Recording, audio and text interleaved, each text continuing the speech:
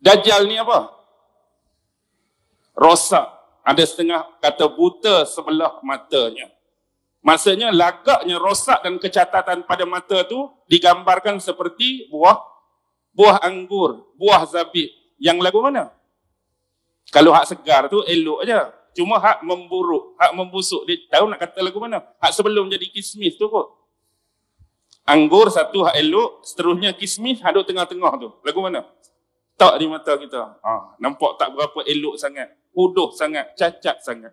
Tetapi yang jadi khilaf ulama berkaitan dengan rosak mata ni tak jelas. Belah ni ke belah ni? Sebab ada ulama kata yang belah kanan, ada ulama kata yang belah kiri. Wallahu alam, biarlah. Tapi secara umum gambaran mata dia rosak sebagaimana hadis kita sebut depan tadi yang jadi kod dan clue. Sifat yang kedua ialah apa? Dia akan mendakwa dirinya Nabi, dia akan mendakwa seterusnya dirinya adalah Tuhan. Tuhan. Lepas tu atas dahi dia ada apa? Di atas dahinya tertulis tulisan ataupun perkataan kafir, kafara, kafir. Yang mampu dibaca oleh orang yang pandai membaca dan juga mampu dibaca oleh orang yang buta huruf. Tu pengenalan kafir. Tapi ada ulama menyebutkan perkataan atau tulisan ni belum lagi keluar sebelum dia buat pengakuan menjadi Tuhan. Lepas dia buat pengakuan jadi Tuhan, barulah jelas tulisan tersebut bagi manusia.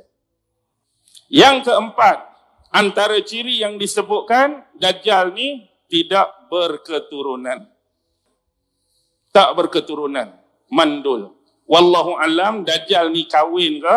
Atau Dajjal ni kahwin ke? Dajjal ni tak kahwin. Kalau tak kahwin senang cerita. Tak ada keturunan terus. Kalau kahwin, maksudnya daripada perkahwinan tu tidak menghasilkan sebarang zuriat.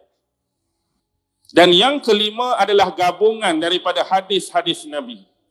Antaranya Dajjal ni digambarkan berambut lagu mana?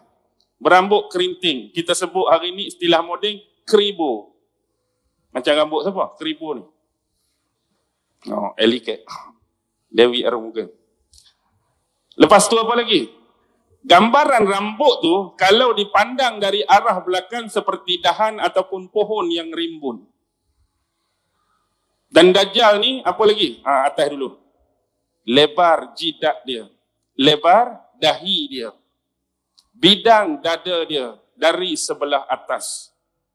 Dan kaki dia ada kecacatan. Iaitu seperti huruf X.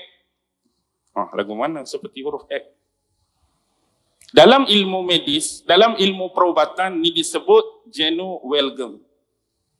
Cari dalam istilah medis Genu-Welgem. Lagu mana? Kalau kaki yang normal, maksudnya start daripada bahagian pinggang ni, dia melentur sikit ke dalam, lepas tu straight. Tu normal. Ada yang disebut bowledgeness. Bowledgeness ni keadaan antara pinggang ni dia mempunyai ukuran yang luas di sebelah antara paha kanan dengan paha kiri. Maksudnya agak lebar gitu. Tapi dia straight ke bawah. Ini bowledgeness. Manakala yang disebut Genu-Welgem ni ialah apa? Knock-knees istilah dia. Knock-knees ni macam ni. Kalau kita ambil dua-dua pinggang tu, pegang pinggang tu, dia masuk ke dalam sikit dari paha sampai lutut. Dari lutut ke kaki dia buka balik. Sebab tu dia sebut X tu.